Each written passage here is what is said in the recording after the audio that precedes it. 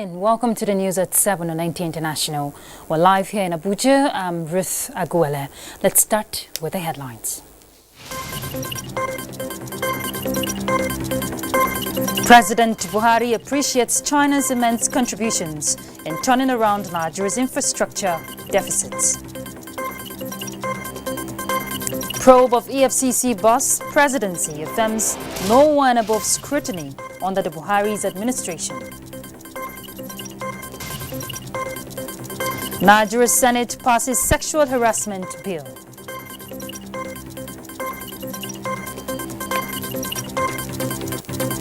And WAEC announces 3rd August to 5th September as new date for examination.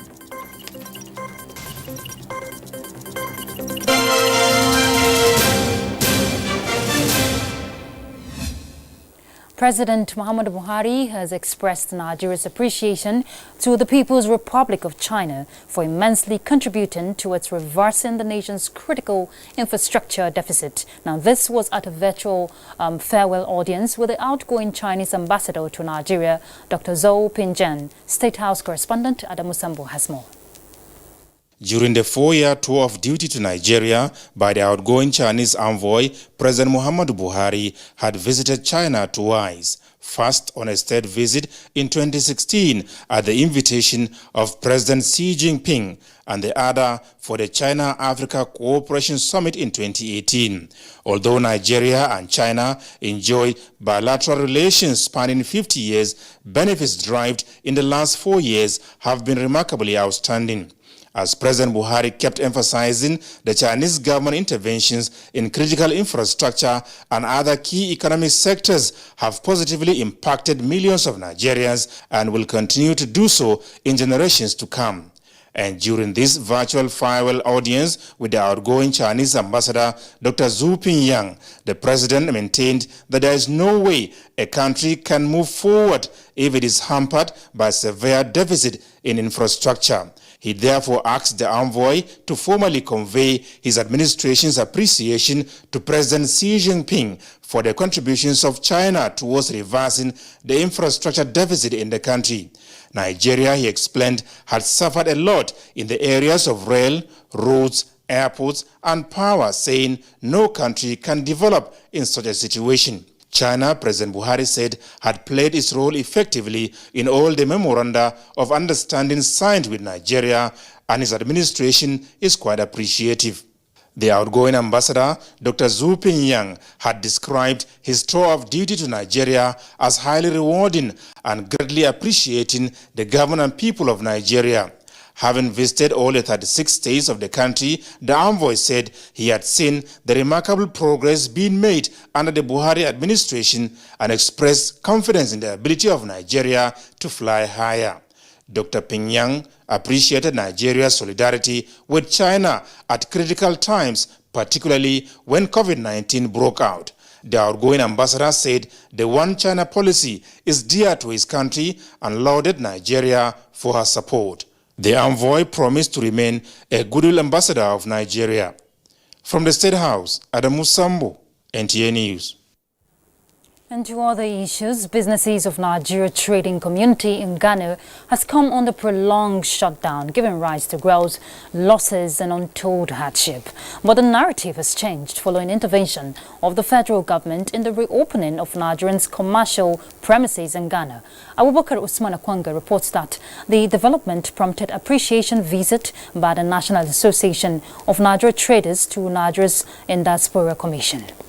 600 shops owned by Nigerians in Ghana had suffered ill-fated treatment owing to shutdown of business premises for the period of 6 months. This prompted the federal government to swiftly wade into the situation through diplomatic efforts, which eventually restored sanity in all the affected commercial areas. Now the Nigerian business community visits the office of NITCOM to show appreciation over the development and advocates more strict diplomatic measures to avert repeat of future incident. We suffered for this ECOWAS since 1975. And what was the purpose? For economic integration.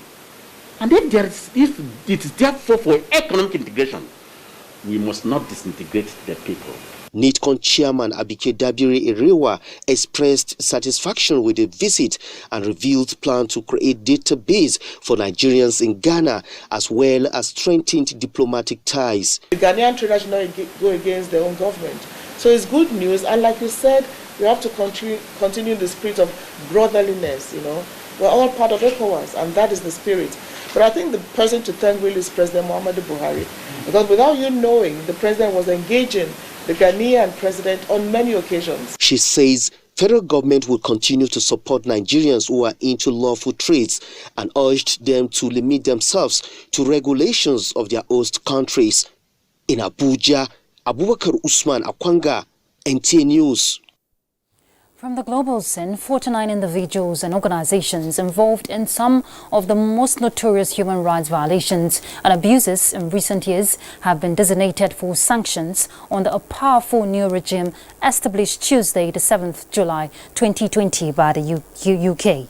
Foreign Secretary who announced this said the individuals and organizations are the first wave of designations under the new regime, with further sanctions expected in the coming months as the measures will target individuals and organizations rather than nations. Henceforth, the groundbreaking global regime means the UK has new powers to stop those involved in serious human rights abuses and violations from entering the country, channeling money through UK banks or profiting from the country's economy. Now, this is the first time that the UK has sanctioned people or entities for human rights violations and abuses under a UK-only regime and will allow the UK to work independently with allies such as the US, Canada, Australia and the European Union. The first targets of sanctions under this new regime are 25 Russian nationals involved in the mistreatment and death of Auditor Sergei Magnitsky, who uncovered widespread Russian corruption by a group of Russian tax and police officials. 20 Saudi nationals involved in the death of journalist Jamal Khashoggi, 2 high-ranking Myanmar military generals involved in the systematic and brutal violence against the Rohingya people and other ethnic minorities, 2 organizations involved in the forced labor, torture and murder that takes place in North Korea's Gulag. It could also include those who commit unlawful killings perpetrated against journalists and media workers, or violations and abuses motivated on the grounds of religion or belief.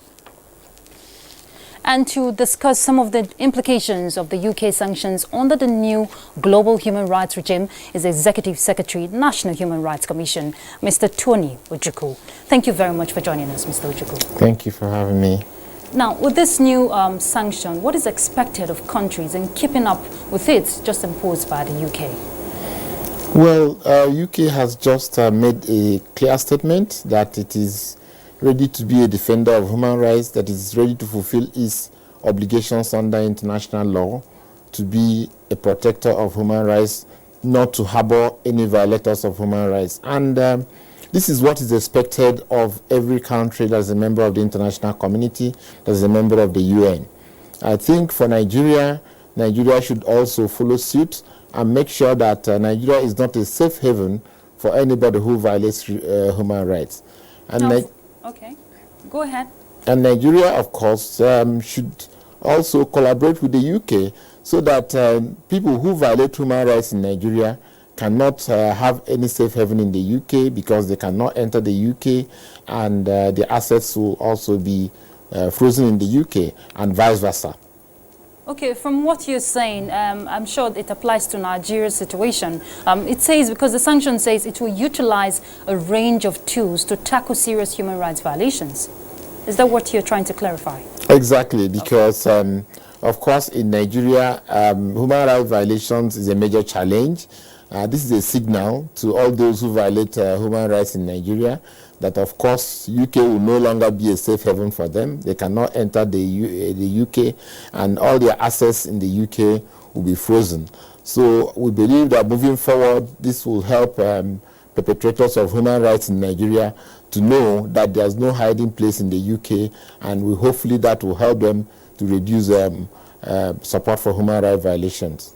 Okay, and also money laundering is one major problem Nigeria has been grappling with for many years. How will this new regime help check that? Of course, money laundering has been a major challenge in the Nigerian society. Now, this will help to curb money laundering in the sense that those who fritter away monies of Nigeria, UK will no longer be a safe haven for them, and those who have, of course, stashed away assets of Nigeria through money laundering in the UK will now lose them, and they cannot even enter the UK to be able to access all that. So it is very important that people should use this as a lesson to stop money laundering and help to curb corruption in the country. So in effect, what UK has done is also going to discourage corruption in Nigeria. All right, thank you very much. Of course, we hope that Nigeria's image will always be on a positive note. Thank you very much, Mr. Tony Ojukwu.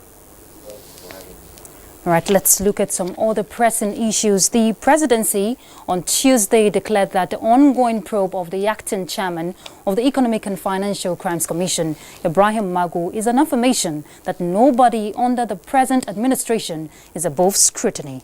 According to facts made available to State House correspondents by an anonymous presidency source, the interrogation of the anti-graft boss is to give him the opportunity to clear himself of the weighty allegations. The source maintained that the investigation of the EFCC boss was to reinforce the Buhari administration's commitment to transparency and accountability.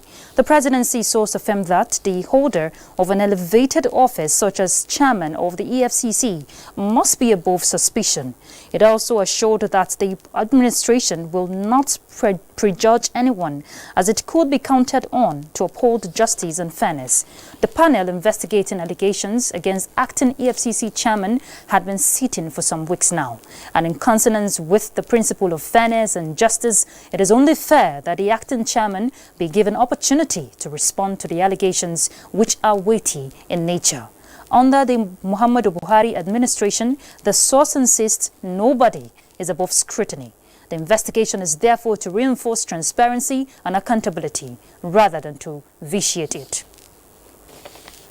Let's turn our attention to legislative matters. Ondo State House of Assembly has received impeachment notice on the State Deputy Governor Agbola Ajayi, who recently defected to PDP from the ruling party in the state. Now, the House has therefore set up a panel of inquiry to investigate allegation of misconduct leveled against the Deputy Governor for fair hearing. Olubukola Aduo takes it up from here.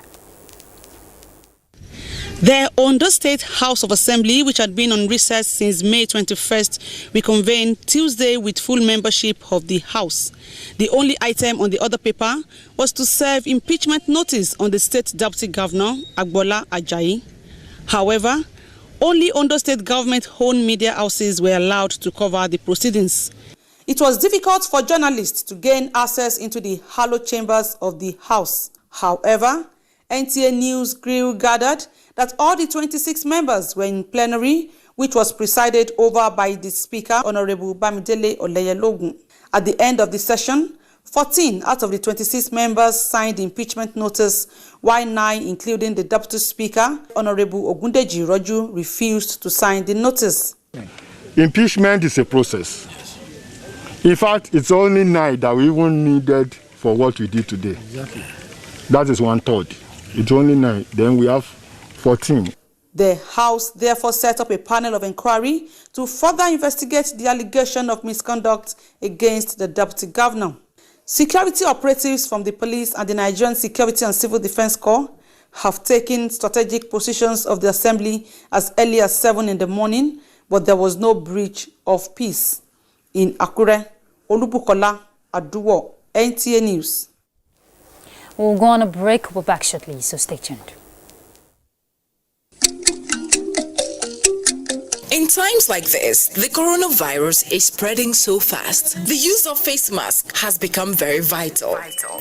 More importantly, for the elderly in the society whom their immune system is not strong enough to fight the disease. If you must go out, use a face mask. It is not comfortable, but it is necessary. Wear your mask, I wear my mask. So much to do, but stay at home for your own safety. Make an extra washable mask and share with your neighbor. Everyone should use a face mask once you leave home to be safe from the coronavirus, especially the elderly persons in our society. Protect me, I'll protect you.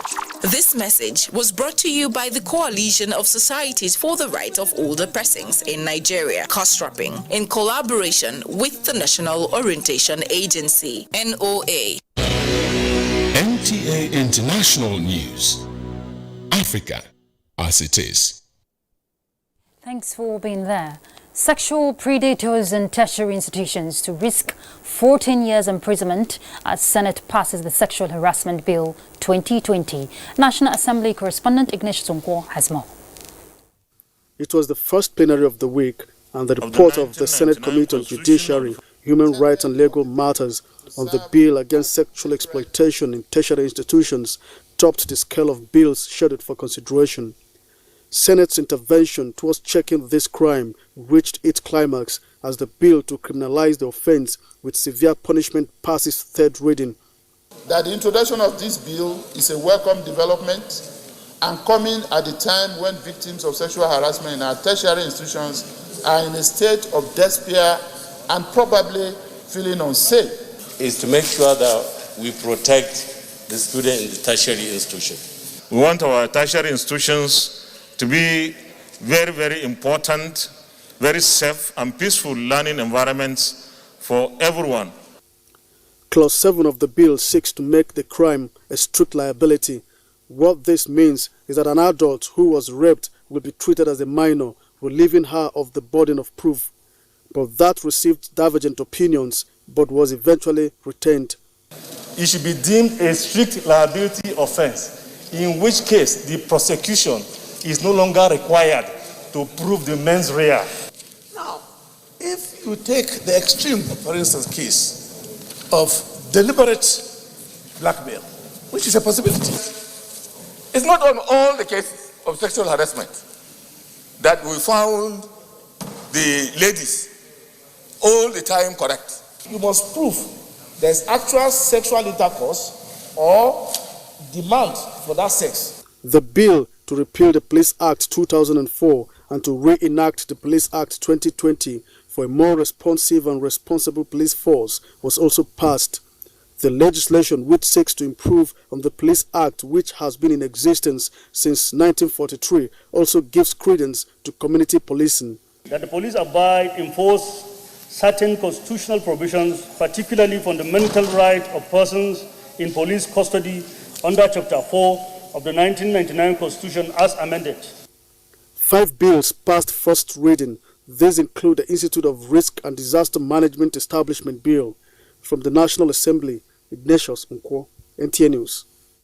And a look at the judiciary now. The Nigerian government is soon to roll out a comprehensive master plan that will cater for juveniles in the nation's criminal justice system. Now, this was announced at a joint briefing held by the Minister of Justice and the Chief Judge of the FCT High Court on the activities of the Presidential Committee on Decongestion and Reform of Correctional Centers. Femi Okewo has the details.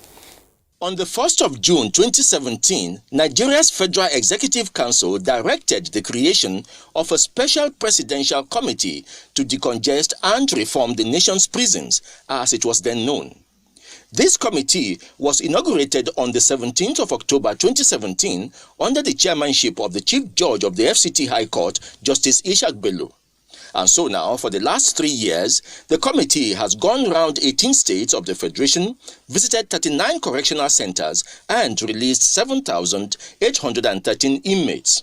Giving an update of the impact of the Presidential Committee on the nation's correctional and criminal justice system, Minister of Justice and Attorney General of the Federation said more fundamental are the recommendations of the committee, which have resulted in both legislative and executive interventions that have improved the nation's correctional and custodial systems. Both the minister and the chairman of the Presidential Committee said in view of their importance to the nation's future, juveniles in the nation's criminal justice system need to be particularly cared for through a comprehensive master plan which is about to be rolled out. The committee is indeed a blessing. Its recommendations as they arise are being factored into legal framework by way of legislations that will now see to it that the circumstances associated with juveniles are indeed adequately addressed as well. The master plan we have in the FCT is to have a sophisticated family court where you have within a window for reintegration between these young ones and their family members. In the words of the Solicitor General of the Federation, Dayo Apata, passion and vision have been the driving force behind the success of the project so far. And these are qualities that are now more needed as we go into the next phase of the project, which is the rehabilitation of juveniles. In Abuja, Femi Okewu, NTA News. Thanks, Femi. An update on COVID-19. Brazilian President Jair Bolsonaro tests positive for coronavirus. And Melbourne returns to a complete lockdown as infections surge. Joyce Ometu has a global update.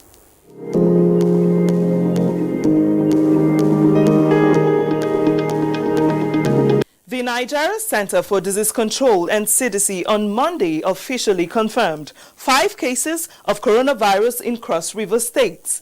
Cross River before now was the only Nigerian state without any confirmed case of the virus. Meanwhile, Lagos State remains the epicenter of COVID-19 in Nigeria, recording a total of 11,367 cases, while Zamfara State has not reported any new case in over 1 month. The NCDC said Nigeria now has a total of 29,286 cases, 11,828 discharged, and 654 deaths recorded in all 36 states and the Federal Capital Territory. Data compiled by the Africa Center for Disease Control shows 497,385 cases continent-wide, 11,710 deaths, and 240,380 recoveries.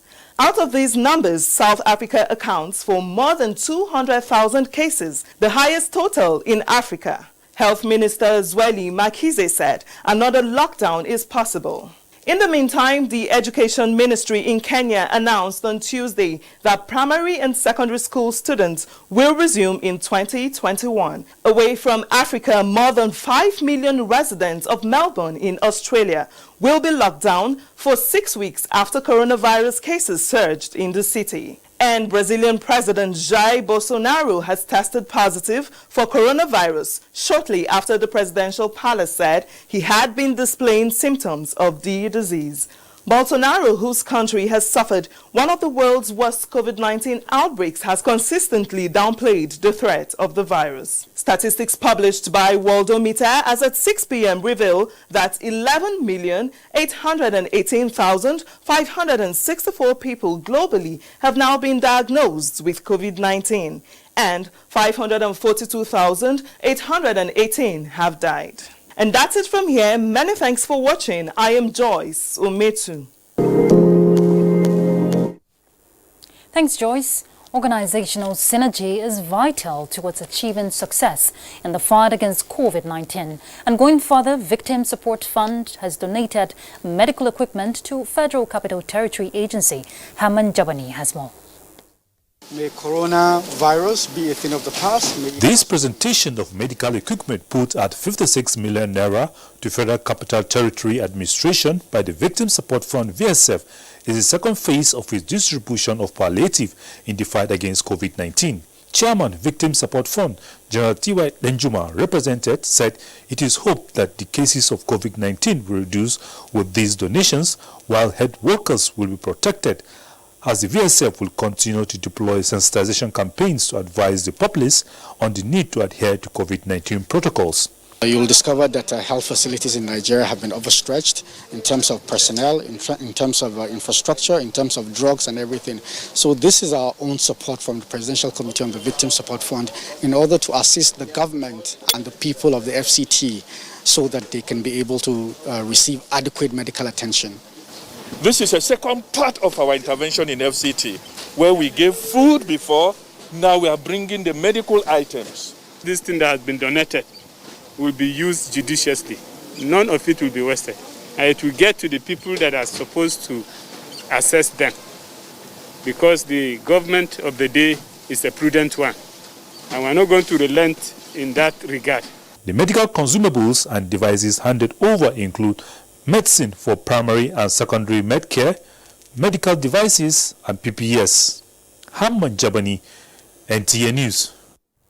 A look at education. In line with the rules outlined by the Presidential Task Force on COVID-19, the West African Examination Council, WAEC, has confirmed the new date for the commencement of the 2020 West African Senior Secondary Certificate Examination. Head of Nigerian National Office of WAEC, Patrick Aregan, said all COVID-19 protocols will be applied across all examination centers. Ken Egbelugbe has details. The West African Senior School Certificate Examination, earlier scheduled for May-June this year, was postponed due to the COVID-19 safety restrictions, which forced virtually all sectors to shut down, suspending most activities. This is why the annual examination will now hold beginning from the 3rd of August and terminate on the 5th September. This development comes as cheering news to students. We're so happy, even though it is mixed, we have mixed emotions that by August we'll start our work and be done in September. It's really exciting knowing that we'll finally be done with SS3 and be done with secondary school and graduates. Now that knowing the exam is at least will be more serious, we'll go back to the revisions and we pray to God to give us the best so that we'll pass the exam well. The head of WAEC Nigerian office outlined requirements that must be in place at all centers for the successful conduct of the examination. Schools must provide water buckets with running water or taps with running water, soaps, hand sanitizers, and thermometer hand-grown to check the temperature of all concerned. All examination functionaries, including the council staff on distribution, supervisors, invigilators, inspectors, candidates and school officials will be required to wear face masks, wash and sanitize their hands daily and throughout the duration of the examination. A total of 1,549,463 registered students will sit for the 2020 WAEC examination in Lagos. Ken Egbeluge, NTA News. Talking sports ministry strategizes for safety of athletes post-COVID-19. Tamara Abiwi will bring us details.